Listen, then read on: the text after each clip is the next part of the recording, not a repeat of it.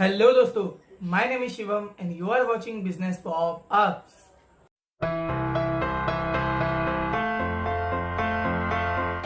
तो बढ़ते हैं आज के पहले बिजनेस पॉप की तरफ। जैसे कि आपको पता ही होगा कि गवर्नमेंट ने लिकर की सेल को अलाउ कर दिया है, जिसकी वजह से कर्नाटक में फर्स्ट डे लिकर का कलेक्शन हुआ है 45 करोड़ रुपीस का, जो कि एक बहुत बड़ी चीज है। इसी के साथ आगे बढ़ते हैं नेक्स्ट अपडेट की तरफ। अगली अपडेट है स्टार्टअप को लेकर। चेन्नई में एक स्टार्टअप शुरू हुआ है। अगर आपको लिकर परचेज करनी है तो आप ऑनलाइन लिकर परचेज कर सकते हो लाइन से बचने के लिए। अगर आप ऑनलाइन पेमेंट करते हो तो अगर आपको लिकर परचेज करनी होगी तो आप डायरेक्ट जाके डिलीवरी वहां से ले सकते हो। इसी के साथ आगे बढ़ते हैं। दिल्ली गवर्नमेंट ने लिकर की सेल पर 70% एक्स्ट्रा टैक्स लगा दिया है, जिसका उन्होंने नाम दिया है कोरोना वायरस टैक्स। आपको भी पता है कि लॉकडाउन के चलते सारे इकोनॉमिक एक्टिविटी हमारे देश में बंद है, जैसे कि सेल कम हो रही है, ऑटोमोबाइल इंडस्ट्री ज्यादा काम नहीं कर रही है, बहुत सारे रियल एस्टेट के बिजनेस भी बंद है। सारी इकोनॉमिक एक्टिविटी बंद होने की वजह से देश में ऐसा तो नहीं है कि गवर्नमेंट एक्सपेंस नहीं कर रही है। गवर्नमेंट के खर्चे तो हो रहे हैं पर गवर्नमेंट के पास इनकम नहीं आ रही है। इसके लिए गवर्नमेंट ने ये स्टेप लिया है लिकर की सेल को अलाउ करके, जिससे उन्हें ज्यादा से ज्यादा टैक्स मिले, जिससे अपने देश में एक्सपेंस करने के लिए उन्हें मदद मिल सके। आगे बढ़ते हैं। एयरटेल सिम कार्ड वालों के लिए गुड न्यूज है, बिकॉज अभी जो G5 का आपको सब्सक्रिप्शन परचेस करना पड़ता था वो आपको अभी फ्री में अवेलेबल होने वाला है। बिकॉज G5 और एयरटेल ने कोलैबोरेशन किया है आपस में। इस लॉकडाउन के पीरियड में आप अपने एंटरटेनमेंट के लिए G5 की सर्विसेज को यूज कर सकते हैं फ्री ऑफ कॉस्ट, क्योंकि आपको सर्विसेज वैलिड होगी 12 जुलाई तक। 12 जुलाई तक आप इनकी सर्विसेज फ्री में यूज कर सकते हैं। इसी के साथ आगे बढ़ते हैं। स्टैंडर्ड चार्टर्ड ने अपॉइंट कर लिया है कुशल रॉय जी को, जो कि न्यू हेड होने वाले हैं रिटेल बैंकिंग के। Kushal Roy ji already Tata capital financial services में सीईओ रह चुके हैं, जिन्हें 25 साल का एक्सपीरियंस है टोटल मार्केट का। अब देखना यह है कि अपनी लीडरशिप के साथ ये स्टैंडर्ड चार्टर में किस तरह से परफॉर्म करते हैं। अगली अपडेट है LIC हाउसिंग फाइनेंस को लेकर। LIC हाउसिंग फाइनेंस की तरफ से एक रिपोर्ट आई है, जिसमें उन्होंने बताया है कि 15% उनके ऐसे कस्टमर है जिन्होंने मॉरेटोरियम को एक्सेप्ट किया है। मॉरेटोरियम दोस्तों, जैसे कि RBI ने बीच में अनाउंस किया था कि 3 महीने तक आपको EMI भरने की मोहलत मिल जाएगी, तो LIC के हिसाब से उनके 15% ऐसे कस्टमर्स है जिन्होंने ये चीज को एक्सेप्ट किया है और बाकी लोगों ने उनके EMI को पे किया है। इसके साथ आगे बढ़ते हैं ओला और उबेर की तरफ। ओला और उबेर की सर्विसेज भी अभी एक्टिव हो गई हैं, जो कि ये वर्क करेंगे अभी सिर्फ ग्रीन जोन में। तो इन्होंने अभी कुछ सेफ्टी मेजर्स को फॉलो किए हैं, लाइक एक कैब में अभी 2 लोग से ज्यादा ट्रैवल नहीं कर सकते हैं। जो ट्रैवल होगा वो नॉन AC होगा, कैशलेस पेमेंट हो गया। लगेज वगैरह अगर आपको रखना भी है तो आपको खुद रखना है, सोशल डिस्टेंसिंग मेंटेन करते हुए, जो कि एक बहुत सही चीज है। इकोनॉमिक एक्टिविटी स्टार्ट करने के लिए सारे बिजनेसेस बहुत कम लेवल पे चालू हो रहे हैं। इसी के साथ आगे बढ़ते हैं नेक्स्ट अपडेट की तरफ। इंडिया भी अपने लैंड के साइज को एक्सपांड कर रहा है, बिकॉज चाइना के बहुत सारी ऐसी कंपनियां से जो मूव आउट होना चाहती हैं चाइना से, तो उनको इंडिया की तरफ अट्रैक्ट करने के लिए इंडिया अपने लैंड के साइज को एक्सपांड कर रहा है।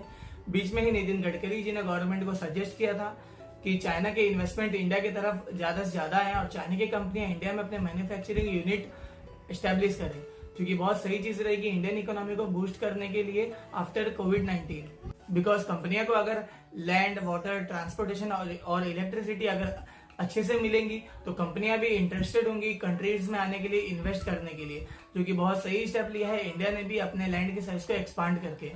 बढ़ते हैं नेक्स्ट अपडेट की तरफ। कैडबरी डेयरी मिल्क ने अपने लोगों को चेंज कर दिया है कुछ समय के लिए, कोरोना वायरस के वॉरियर को थैंक्स करने के लिए। अगर आप अभी डेयरी मिल्क परचेस करते हो तो शायद से आपको ये लोगों के डेयरी मिल्क देखने मिल सकते हैं। अगली अपडेट है अमूल को लेकर। अमूल ने अभी 1980s के अपने एडवर्टीजमेंट DD नेशनल पर दिखाना शुरू कर दिया है, जिससे कुछ लोगों की पुरानी यादें अभी ताजा होंगी।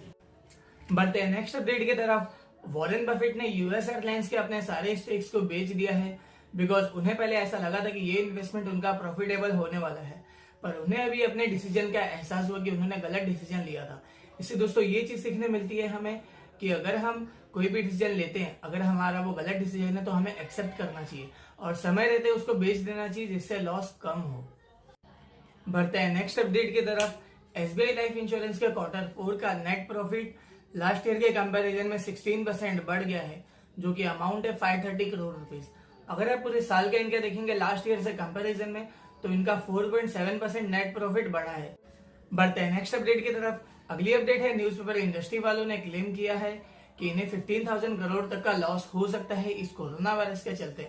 अभी तक इन्हें 4,000 करोड़ का टोटल लॉस हुआ है, तो ये भी गवर्नमेंट से अपील कर रहे हैं कि गवर्नमेंट इनके लिए भी कोई इंसेंटिव पैकेज दे, जिससे इन्हें लॉस सर्वाइव करने में हेल्प हो। बढ़ते हैं नेक्स्ट अपडेट की तरफ।